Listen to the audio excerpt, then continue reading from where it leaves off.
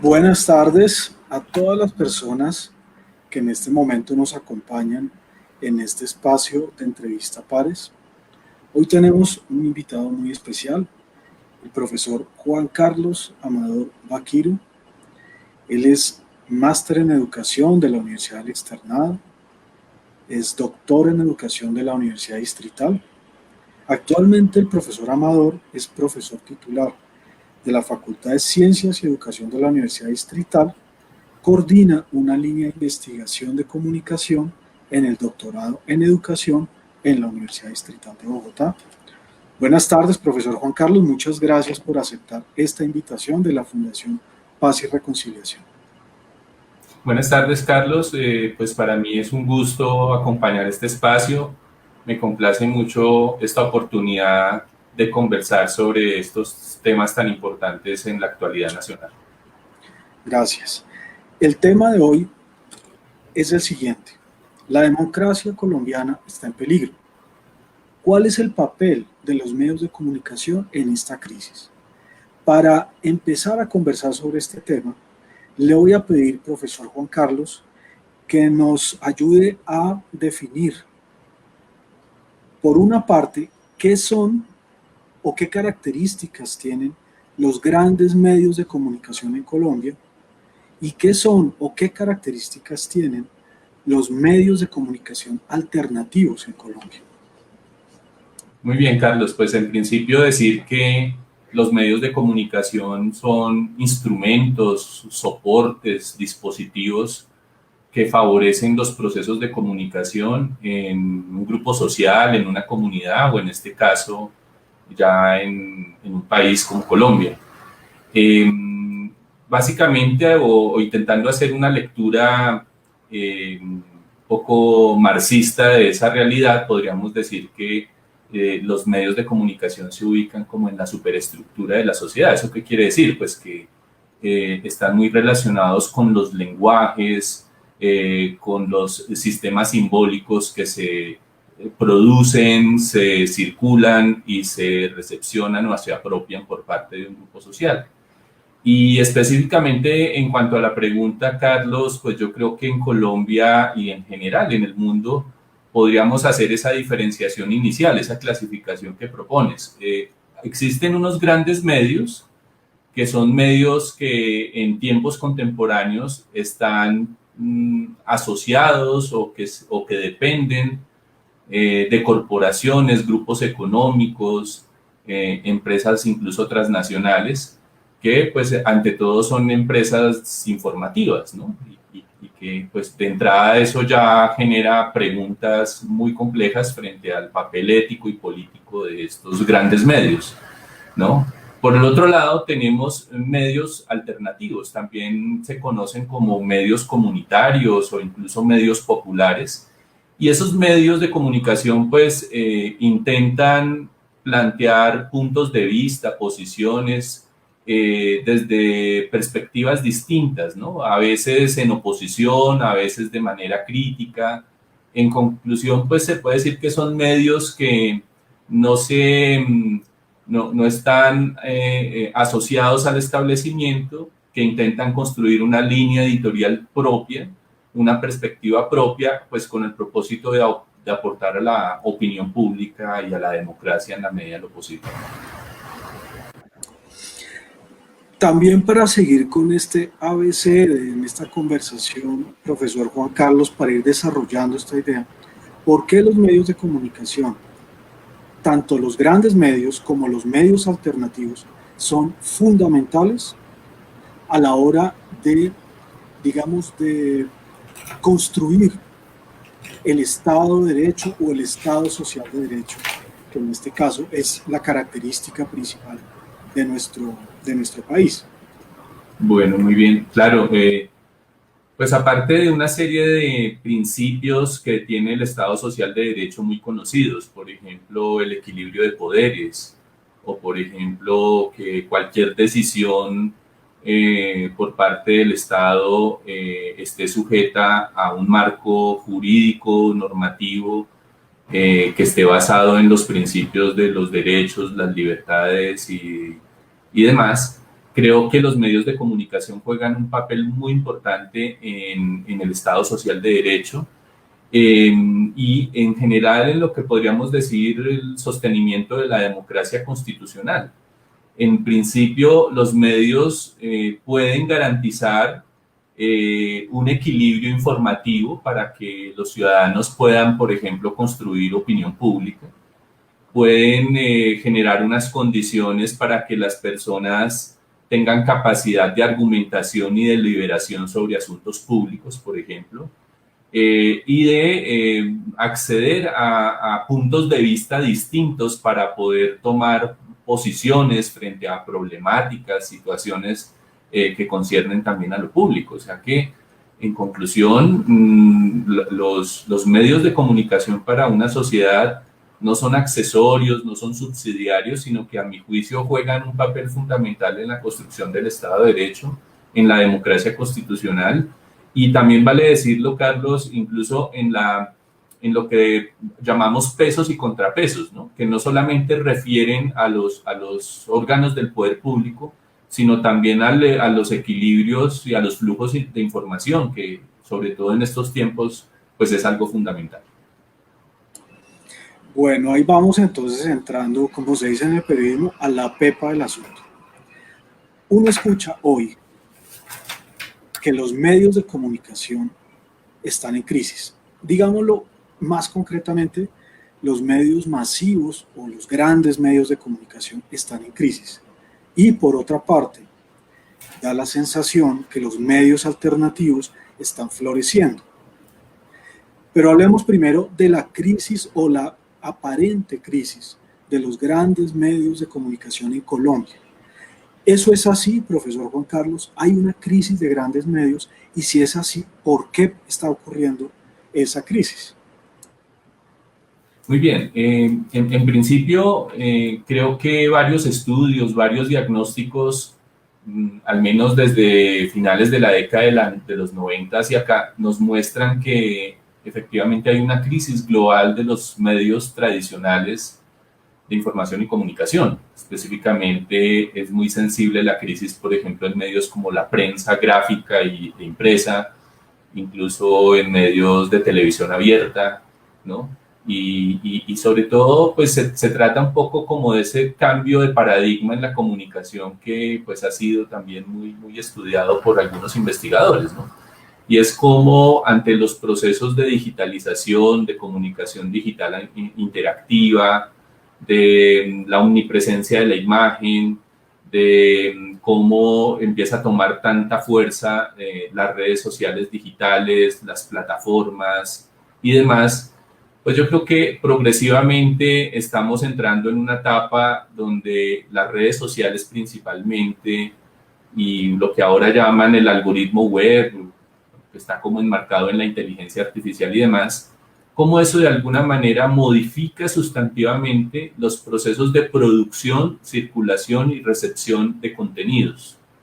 Entonces, ¿esto qué significa? Que los medios que tradicionalmente producían un contenido con una línea editorial específica, pensemos en Colombia, la prensa nacional tradicional, ¿no? Que incluso era más bien adscrita a partidos políticos, ¿no?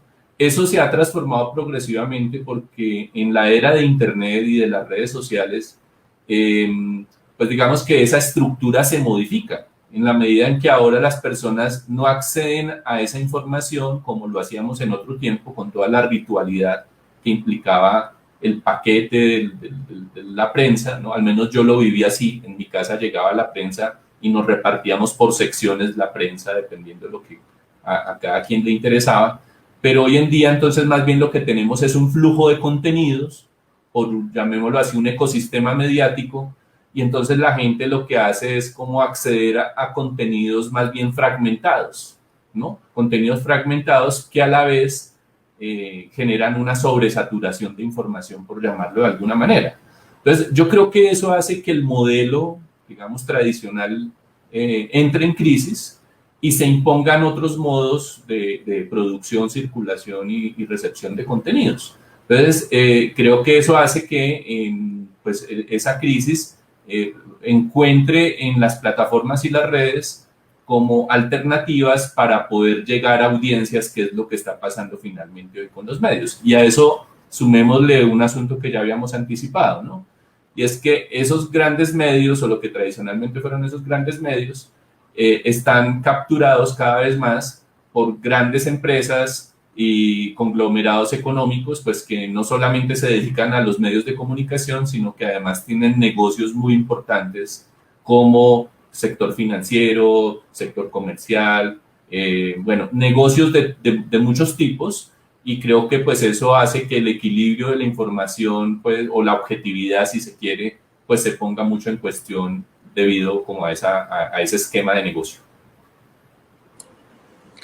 Es decir, que la credibilidad que tiene el consumidor de información o el ciudadano o la ciudadana sobre los grandes medios de comunicación se ha venido deteriorando. Es así. Es decir, cada vez las personas le creen menos de lo que pasa en la realidad colombiana a lo que le dicen los grandes medios de comunicación.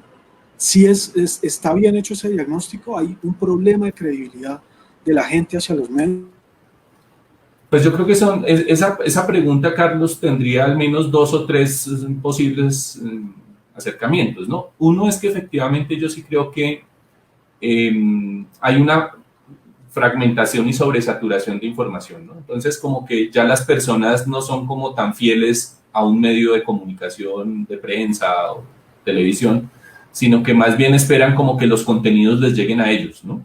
Como que quizás el algoritmo web empieza a buscar mis preferencias e intereses y como que ahí me empiezan a llegar contenidos, llamemos noticias, cosas de opinión, etcétera. Entonces, pues claro, eso ya genera una falta, digamos, de afinidad con un medio en particular.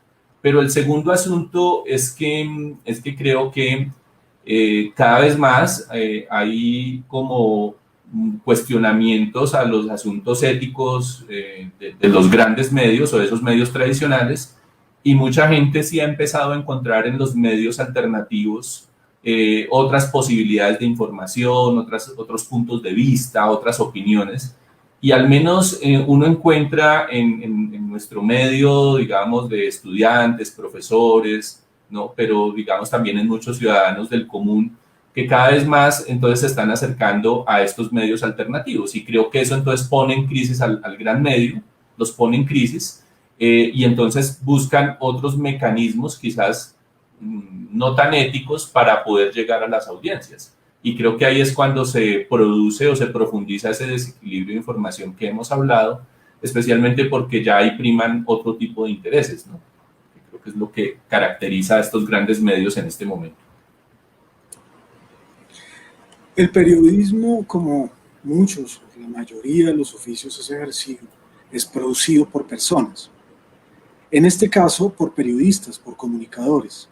¿Qué está pasando, profesor Juan Carlos, cuando hay hay una cosecha o hay como lo decía antes, un florecimiento de medios alternativos, de periodistas, por decirlo de alguna manera, alternativos, que están contando unas realidades que medios y periodistas de los medios tradicionales no cuentan o que cuentan parcialmente? Digamos, eso hace que el periodismo esté cambiando, que tenga una nueva forma de trabajo, una nueva forma de presentarse ante la sociedad. Pues yo diría que ahí vamos a encontrar también como funciones que están cumpliendo los periodistas de distintas maneras.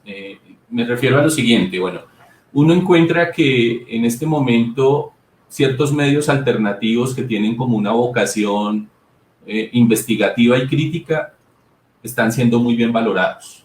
Y creo que esos medios, en medio de la dificultad que tienen para financiar sus actividades, sostenerse y demás, han logrado salir adelante porque pues han logrado contar con una audiencia que los sigue y que los apoya, y creo que uno encuentra como esa tendencia. Sin embargo, también encontramos un periodismo que se ha dedicado a algo que yo llamaría como la militancia, ¿no? La militancia en torno al establecimiento, que justamente trabaja en torno, yo no llamaría la polarización, sino el sectarismo.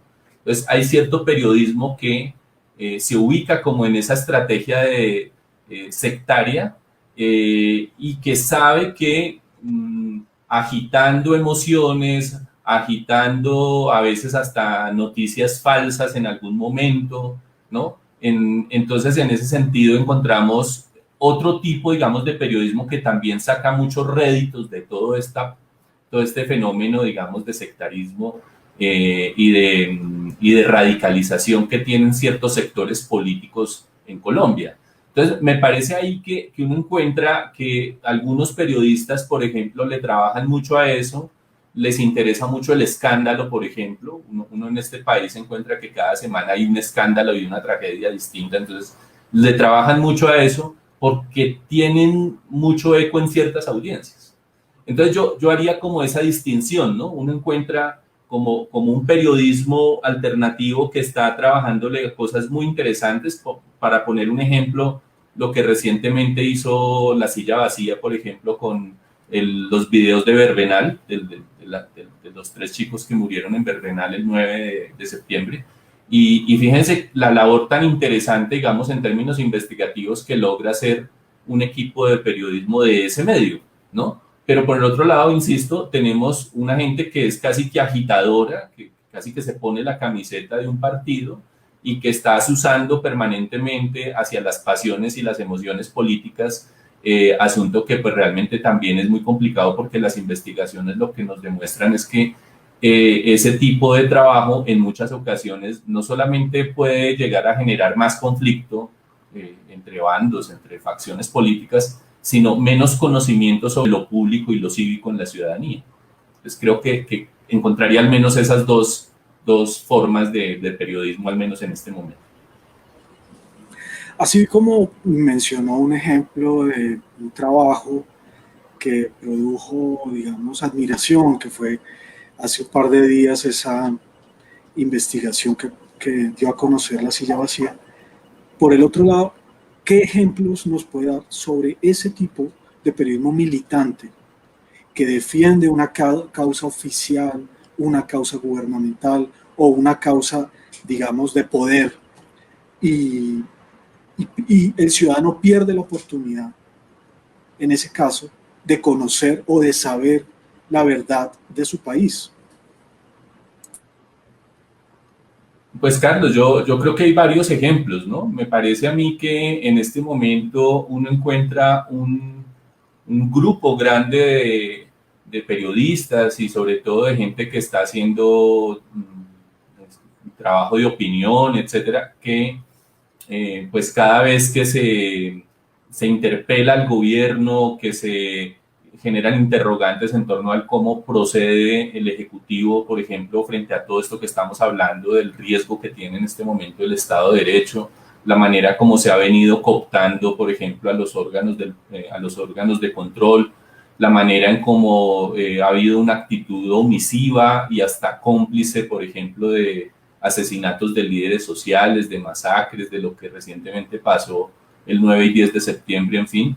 Entonces, casi que cuando se hacen cuestionamientos al gobierno por ese conjunto de hechos, salen estos periodistas casi que en una defensa profunda del gobierno, pero además atacando a quienes hacen estas críticas y casi que comparándolos con asuntos como si fueran pues como los enemigos internos, ¿no? Como una cuestión de insurgencia. Bueno, o sea, hoy quien está hablando de derechos humanos pues se pone en riesgo porque además estos periodistas y estos columnistas generan como ese tipo de cosas. Entonces, pues para no ir muy lejos, a mí me sorprende siempre, ya no debería sorprenderlo a uno, pero cada semana es impresionante, por ejemplo, los escritos de Salud Hernández, por ejemplo. A mí me parece que es una cosa muy fuerte lo de esta mujer. Pero bueno, no, solo un ejemplo de lo que estoy planteando, ¿no? O la manera en cómo trabaja Vicky Dávila con el escándalo, ¿no? Y es una cuestión más bien yo a veces siento que ni siquiera es como que sea completamente uribista o pro gobierno, ¿no? Es como buscar el escándalo y generar como eso que decía ahorita, ¿no? Como azuzar esas emociones políticas para generar audiencia, ¿no? Y eso pues me parece que es muy nocivo, ¿no? Para lo que estamos hablando, ¿no? Para el Estado de Derecho, para producir opinión pública y para lograr tener, al menos en la ciudadanía, un acercamiento distinto a la realidad, ¿no? Y como un conocimiento más claro de lo que es lo público, la democracia y lo cívico. Que ese periodismo, profesor Juan Carlos, le dé la espalda a las tragedias, a los dramas de las comunidades en Colombia,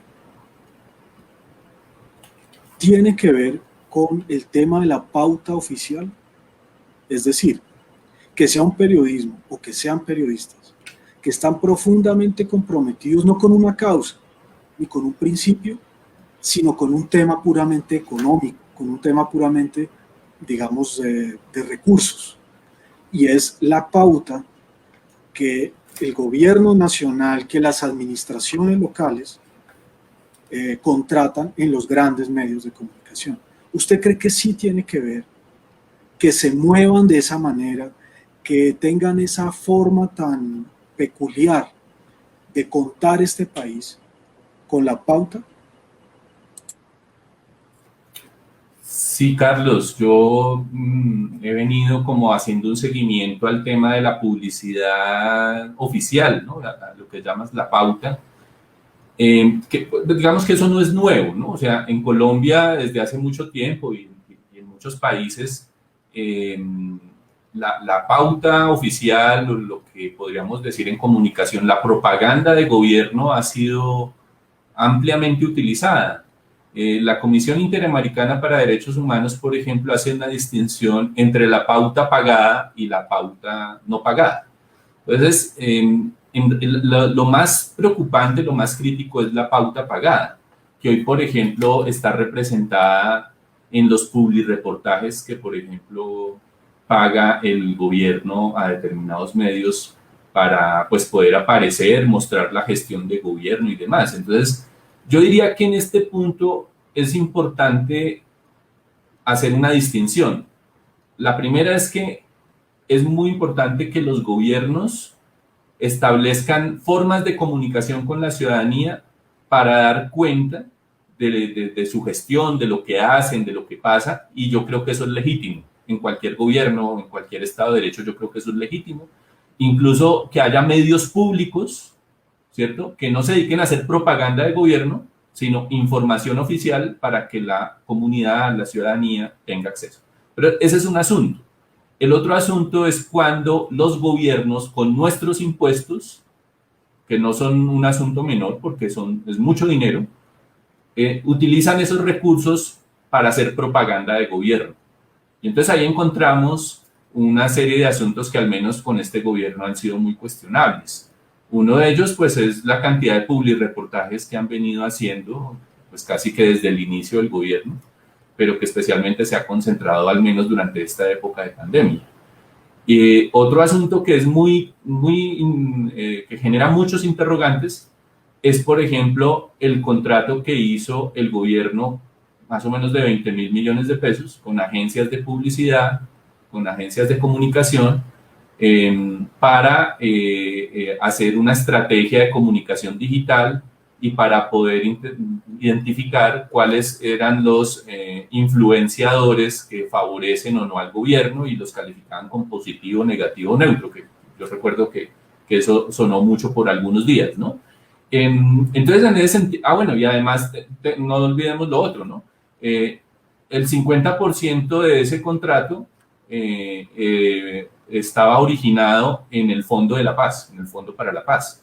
Entonces, todo ese conjunto de cosas, pues, además de ser muy cuestionables en términos éticos, pues también generan una distorsión de la realidad, porque lo que muestra claramente es que hay toda una estrategia de intentar intervenir no solamente en los medios de comunicación masivos, sino en los medios digitales, de contratar influenciadores, de trabajar con la información estratégica de las redes para poder incidir en la población. Y esto pues me parece que es una distorsión clara de la realidad, es un intento de manipulación política, ¿cierto? Y pues muy, muy nocivo para la construcción de opinión pública como lo hemos venido hablando.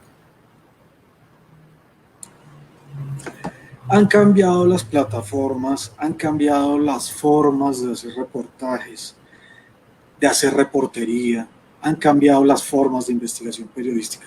Pero entonces hay algo que no ha cambiado o que no debe cambiar, profesor. Y es que el periodismo en esencia es un ejercicio de contrapoder. ¿Es así? Yo estoy completamente de acuerdo con eso. Me parece que en una democracia es sano que exista el contrapoder, ¿no? El contrapoder, porque uno encuentra que en estos medios digitales, digamos, circula mucha información, ¿no? Hay información que es información falsa, hay mucha noticia falsa, por ejemplo, ¿sí? Y hay otra serie de informaciones que pues buscan distorsionar la realidad como lo hemos venido señalando. Entonces, en ese sentido, el periodismo sí creo que es un contrapoder, que es necesario para la democracia, pero que además, pero yo diría, habría que tener cuidado con algo, y es que la pretensión de la objetividad, pues también es un asunto que hoy muchas investigaciones en el mundo también la han venido replanteando, porque de alguna manera el periodista y la labor de comunicación que hace un medio, pensemos un medio alternativo, un portal de noticias, etcétera, creo que de alguna manera también está afectado por una posición política, ¿no? Está afectado por las emociones, está afectado por ese tipo de cosas. Pero me parece que lo importante ahí es no desdibujar el oficio en el entendido de que lo que hacemos en comunicación y en periodismo es, ante todo, una labor de servicio a la comunidad. ¿Sí? O sea, es una cuestión del servicio a la comunidad, de aporte a la comunidad, ¿cierto? Más de un esfuerzo por manipularla o por llevarla a pensar de determinada manera. Entonces, en ese sentido, creo que el contrapoder se necesita en este momento. Hay una confusión muy grande, hay mucha desinformación, y creo que la labor que pueda cumplir el periodismo para plantear puntos de vista distintos, miradas críticas, miradas alternativas, otros modos de entender la realidad, es una cosa necesaria y saludable para la democracia.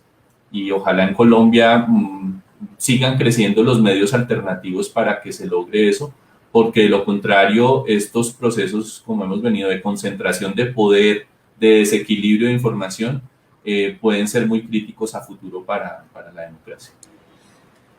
Antes de entrar, profesor Juan Carlos, en un tema que es la forma de contar hechos como por ejemplo las movilizaciones sociales y la protesta ciudadana, antes de eso quisiera trasladarle una pregunta que nos envían por Facebook. La pregunta es la siguiente, dice: a propósito de las redes sociales, la crisis de los medios de comunicación tradicionales pueden estarse viendo desplazados por el uso de estas redes, donde la información y la comunicación dejan de serlo para convertirse en notas que en muchas ocasiones no tienen sustento probatorio y se convierten en desinformadores o desinformación. ¿Cómo proceder como medios de comunicación alternativos ante este panorama de las redes sociales? Muy interesante la pregunta y gracias. Bueno, yo creo que sí, en este cambio de paradigma que hemos venido analizando, hay unos planteamientos muy interesantes que se han hecho recientemente, ¿no?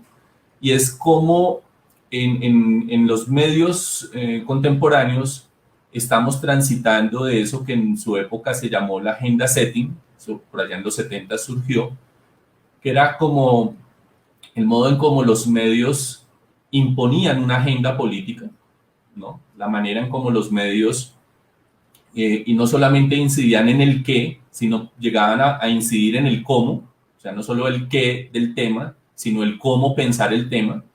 y esto, bueno, hubo muchos estudios sobre agenda setting en ese momento, ¿no? Y estudios empíricos que demostraban en varios países cómo ciertos medios grandes, ¿no? Nacionales, eran capaces de poner la agenda, ¿no? Y de generar una fuerte influencia en la gente, en el modo en cómo pensaban esos temas, ¿no? Poco, digamos, Ignacio Ramonet y bueno, como gente así ha hecho estudios muy detallados sobre estas problemáticas. Pero lo que dicen algunos investigadores que miran estos medios recientes, ¿no? En este ecosistema mediático que tenemos hoy, es que ya no se trata de que los medios pongan la agenda, sino de que los medios logren captar las preferencias e intereses de las audiencias para intentar predecir la agenda. Esto tiene mucho que ver con todo el tema de manejo de datos, Big Data, inteligencia artificial y esas cosas, ¿no? Entonces, los medios que ahora, por ejemplo, Google Analytics tiene la forma de que nosotros podamos hacer estudios de usuarios para saber el usuario qué contenido vio, cuánto tiempo duró ahí, qué fue lo que más le interesó. Entonces, esto hace que el medio, al menos los medios que están en la cuestión económica, busquen a toda costa, digamos, como establecer unos temas, unas agendas, pero ahora en función de las audiencias. Entonces, esto modifica sustantivamente el modelo. Me parece que lo modifica tremendamente y esto hace que entonces ahora los temas tengan unas variaciones tremendas, las agendas nos cambian. Nosotros cada semana estamos aquí en Colombia en unas agendas muy distintas, ¿no? O sea, fíjense, hace 15 días en lo que estábamos con el tema de la masacre policial en Bogotá, pero después viene otro problema con la muerte de Juliana en el departamento del Cauca, pero después viene otro asunto, esta semana aparece lo de las FARC, el atentado posible al presidente. Entonces, fíjense que la cosa es muy fuerte porque nos van imponiendo asuntos, pero no es que los medios nos impongan esa agenda setting como lo fue en los 70s, sino que es ahora intentando entender, intentando capturar esos intereses de las audiencias para intentarlas ponerlas a eso, ¿no?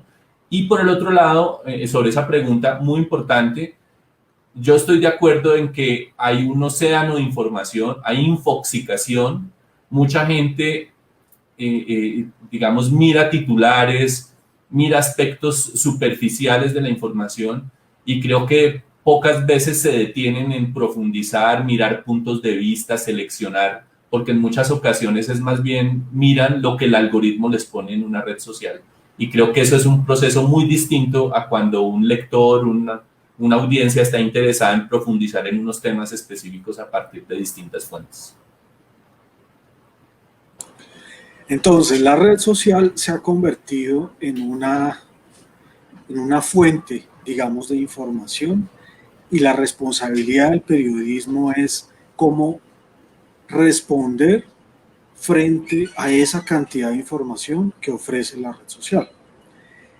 En este caso, profesor Juan Carlos, en una entrevista que se publicó ayer en el periódico El Espectador, una periodista de Revista Semana, María Jimena Duzán, indicaba algo que me llamó mucho la atención y decía ella que no puede ser que el periodismo se convierta en una máquina para producir me gustas o para producir retweets o para producir la mayor cantidad de vistas en un video o en un programa, que eso es muy nocivo y que está en este momento haciendo carrera y que es digamos, un riesgo, señala ella, para el periodismo serio, para el periodismo, digamos, reflexivo y responsable. ¿Cómo es esto? ¿Cómo se contrapone el periodismo de me gustas en red social y el periodismo reflexivo y responsable? Sí, Carlos, yo también vi la columna, me gustó mucho, me pareció muy interesante la reflexión, porque justamente creo que el cuestionamiento de María Jimena Duzán y bueno, de otros periodistas, digamos que es gente seria en el oficio, pues han venido señalando claramente que es muy, muy preocupante, pues como este tipo de periodismo que básicamente está en función de ampliar audiencias, ¿no? De capturar como esas preferencias, y eso hace que incluso hoy personas que no son propiamente periodistas, ¿no? Que son más influenciadores, blogueros, digamos que no tienen el saber y la formación del periodismo, que yo eso lo respeto mucho y me parece que eso no se puede perder, ¿no? Pero hay personas que no saben de este oficio y pueden tener muchos más seguidores que personas que que tienen trayectoria, que han sido consagradas a esto. Entonces, eso en primer lugar me parece muy injusto, pero en segundo lugar, pues eso tiene que ver un poco con este modelo de inteligencia artificial, big data, algoritmo web, con el que están trabajando no solamente los medios, sino también los políticos, ¿no? Eso hay que tenerlo como muy presente. Así que creo que la tarea fundamental hoy del periodismo serio, de los medios de comunicación, incluso alternativos, es cómo generar propuestas de comunicación que permitan a las audiencias transitar de esa lógica, digámoslo así, efímera, ¿no? Superficial, que tiene los likes y los seguidores, a tener una posición informada, argumentada para tomar las mejores decisiones. Y creo que eso también nos genera interrogantes muy importantes a quienes nos dedicamos a la educación, porque nosotros también tenemos una responsabilidad muy grande en esto, y es que infortunadamente no hemos trabajado en una alfabetización digital que le permita a las audiencias tener los criterios, los conocimientos para poder trabajar con la información que está ahí. Entonces, yo también, digamos, un poco pensando del otro lado, al menos en nuestra línea de investigación allá en la universidad, en el doctorado, hemos estado muy interesados en los últimos tiempos en trabajar en propuestas de alfabetización digital, alfabetización mediática, de manera que las personas tengan más elementos para acercarse a leer una imagen, un texto audiovisual, un texto multimodal, de manera que tengan como elementos más de análisis crítico del discurso, ¿no? Ese tipo de cosas, porque creo que no le podemos dejar solamente esa tarea pues como a los periodistas y a los medios. Creo que de esta parte, al menos quienes nos dedicamos a asuntos de la formación, de la educación, etcétera, creo que ahí también tenemos una responsabilidad grande, y especialmente porque hay una cuestión, Carlos, y es que las instituciones educativas tradicionales han privilegiado el texto alfabético, es decir, el que va de izquierda a derecha, de arriba a abajo, y en muchas ocasiones no tenemos como las herramientas para poder interpretar críticamente otro tipo de textos que tienen otro tipo de semióticas. Entonces, hay también una tarea pues, que tenemos que emprender para que podamos aportar un poco a esta situación problemática que estamos analizando. Bueno, antes de pasar a otra pregunta que nos hacen desde Facebook, quisiera hacer un comentario muy breve acerca de esa reflexión que hace el profesor Juan Carlos. Y es que un actor como Al Pacino, que es un gran actor, digamos, es un actor reconocido, es un actor famoso en todo el mundo, la película más vista en la que trabajó Al Pacino se llama La boda de los Fokker, que es una película de entretenimiento, es una película liviana, digamos, es una comedia clásica gringa. Es la más vista. Millones y millones y millones de personas la han visto y la siguen viendo. Pero Al Pacino no va a pasar a la historia, o Robert De Niro, perdón, no es Al Pacino, es Robert De Niro, no va a pasar a la historia por La boda de los Fokker, sino por Taxi Driver o por otro tipo de películas como Toro Salvaje, por ejemplo. Entonces, que no ha tenido esos millones de vistos, que no ha tenido esas millones de personas en audiencia, y sin embargo son grandes obras y son trascendentales. Profesor, vamos a pasar a una pregunta que nos envían desde Facebook, que es la siguiente. Dice Sofía Gutiérrez, nos pregunta, ¿cómo desde la escuela y la educación se puede incentivar un pensamiento crítico como modo de resistencia a la manipulación de los medios y las nuevas tecnologías?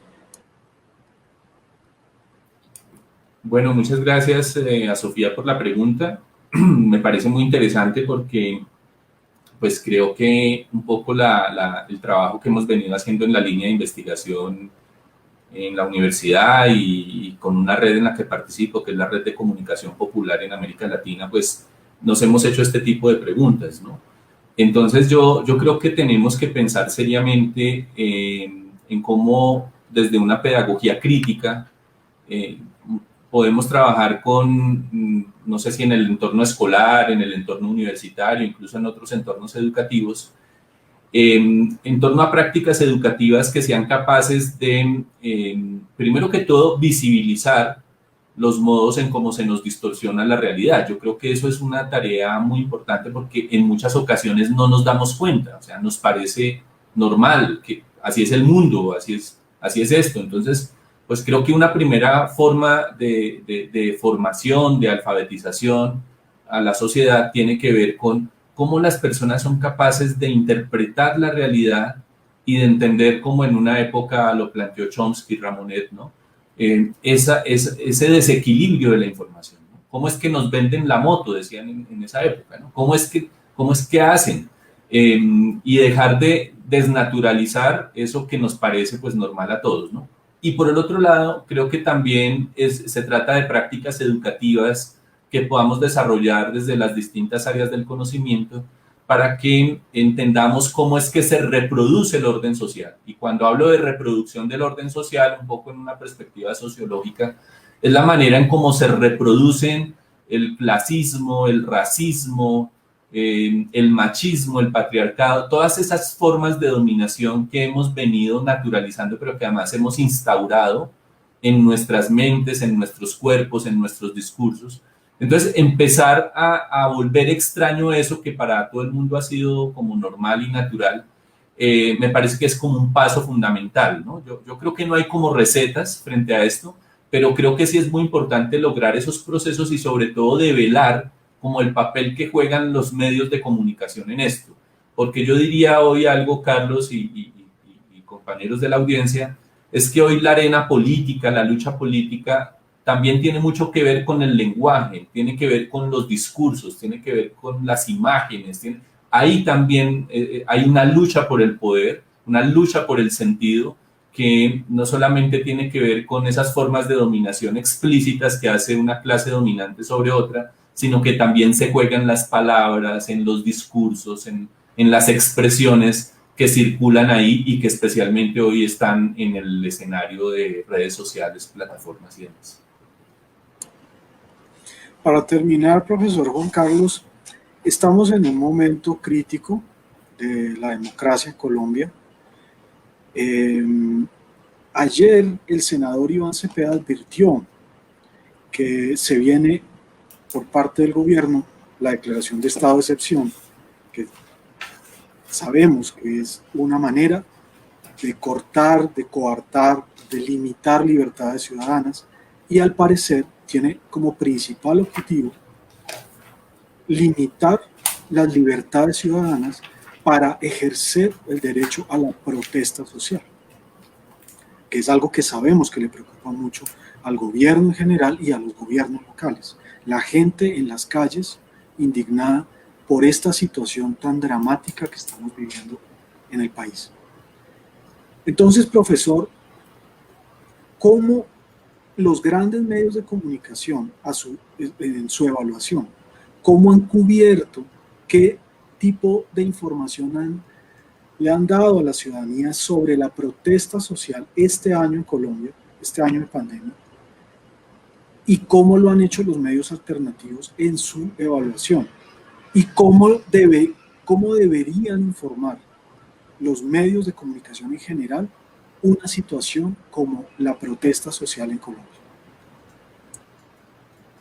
Bueno, muy importante esta pregunta, Carlos, porque además de lo que señaló el senador Cepeda ayer, que se denunció pues abiertamente, que digamos no es una exageración, porque hoy integrantes del gobierno salieron a desmentir esto. Yo creo que hoy estamos asistiendo con este gobierno a la consolidación de un proyecto autoritario que en Colombia viene pues desde la primera presidencia de Álvaro Uribe, ¿no? Es un proyecto autoritario que ya conocemos muy bien, pero que quizás en la actualidad se está reconfigurando en este momento, por cuenta de varias cosas. Una es lo que ya hemos hablado, ¿no? La concentración del poder, la cooptación de los órganos del poder público, ¿no? Acciones omisivas frente a las masacres, el asesinato de líderes sociales, las masacres que tienen origen en la violencia policial y que son crímenes de Estado. Yo creo que son asuntos muy graves, pero que además hacen parte como de ese proyecto político.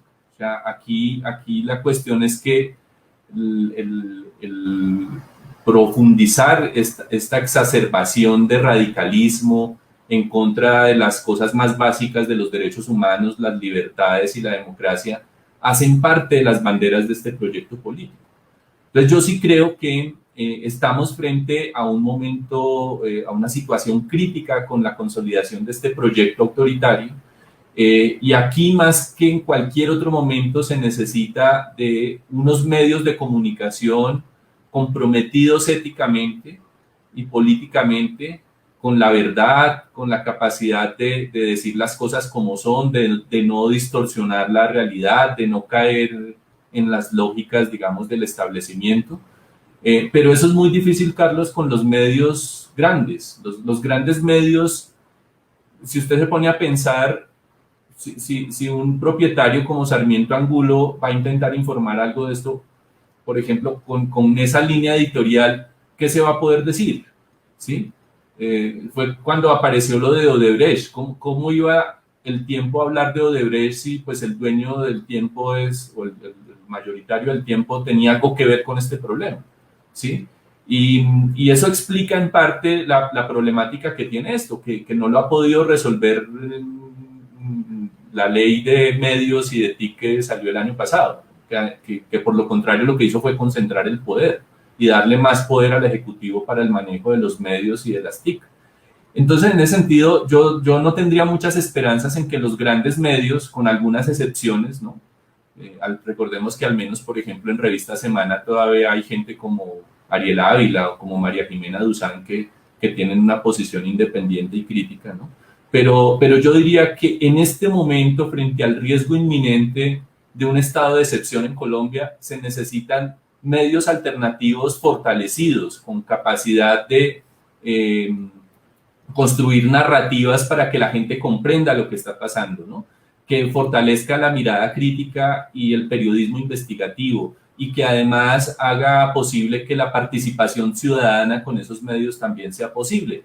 Yo creo que de alguna manera eso viene pasando. A mí me parece que frente a estos últimos hechos tan graves, casi 60 masacres este año y todo lo que conocemos de asesinatos de líderes sociales y los crímenes de Estado ejercidos por la policía, yo creo que lo que nos ha salvado para medio entender un poco qué fue lo que pasó ha sido la acción ciudadana, la capacidad de los ciudadanos para transmitir casi que en tiempo real lo que estaba pasando, y la capacidad de los medios alternativos para informar y analizar críticamente eso. Así que yo tengo toda mi admiración y respeto por quienes están gestionando medios alternativos. Animo a que continúen en esa tarea. Sé que es muy difícil porque justamente la FLIP ha señalado todos los riesgos que tiene hoy para los periodistas y los comunicadores críticos esto, pero yo aliento a que continuemos en esa tarea porque efectivamente la democracia está en riesgo en este momento.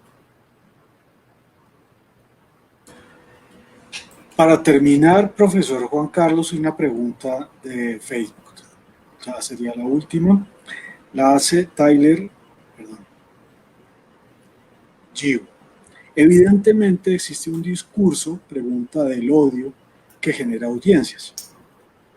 ¿Cómo sortear ese discurso del odio desde los medios de comunicación? Gracias por la pregunta. Yo creo que el ejemplo de anoche en el debate a la presidencia de Estados Unidos, ¿no? Algunos medios dijeron que ganó Trump, no porque haya sido muy brillante en sus respuestas, sino por todos los ataques que generó contra Biden en este famoso debate que pues para algunos sí fue un fracaso. Entonces, esto un poco para decir que efectivamente toda esa línea narrativa del odio, la radicalización, los señalamientos, el sectarismo, la polarización, todo eso gana muchos réditos. Infortunadamente en Colombia todavía estamos en una cultura política que está de alguna manera muy centrada en esto, ¿no? Entonces, como que genera admiración a aquellos líderes carismáticos, ¿no? Aquellos políticos, ciertos sectores de la sociedad que son pendencieros, camorreros, que buscan pelea, que señalan. Entonces, creo que eso es muy grave, muy peligroso, porque definitivamente eso es nocivo para la opinión pública y, como ya lo he dicho, tiene otros efectos en la cultura política, en el conocimiento de lo público, en el conocimiento de lo cívico. Entonces, a mí me parece que los medios de comunicación, ojalá los grandes medios, pero especialmente los medios alternativos, no deben hacer eco a estas posturas radicales de odio que sabemos que son una estrategia y que no solamente funcionan en Colombia, sino están funcionando en muchos lados. Y me parece que en ese sentido hay columnistas que hacen mucho daño. Hay columnistas, por ejemplo, y líneas editoriales que son muy nocivas para esto porque se matriculan en una posición sectaria. Yo invitaría a que pensemos como desde una perspectiva más abierta del reconocimiento al otro, ¿no? De entender un poco que las posiciones hay que analizarlas para que el lector o el usuario plantee su propio punto de vista. Me parece que eso es necesario en un ambiente tan complejo como estos, ¿no? Pero también un poco viendo lo que ha venido pasando, al menos desde el paro nacional del año pasado hasta hoy, también creo que hay mucha gente cansada de eso. Creo que hay mucha gente incluso que era de posturas ultraconservadoras, uribistas, de extrema derecha, que hoy en día uno los ve como en una posición distinta también, como un poco agotados frente a eso.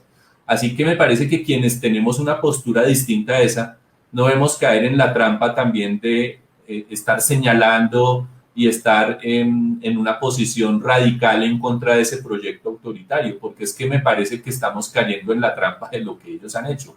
Me parece que tanto los medios de comunicación, llámese los grandes medios y los alternativos, como la ciudadanía en general, debemos apartarnos de esa postura radical, de extrema, de odio, ¿no? De señalamiento, y tenemos que generar una postura distinta, no en el sentido de evitar decir las cosas como son, sino de más bien como de generar las condiciones para que la gente esté informada, tenga argumentos, pueda deliberar y pueda decidir, que creo que es lo que se requiere en este momento.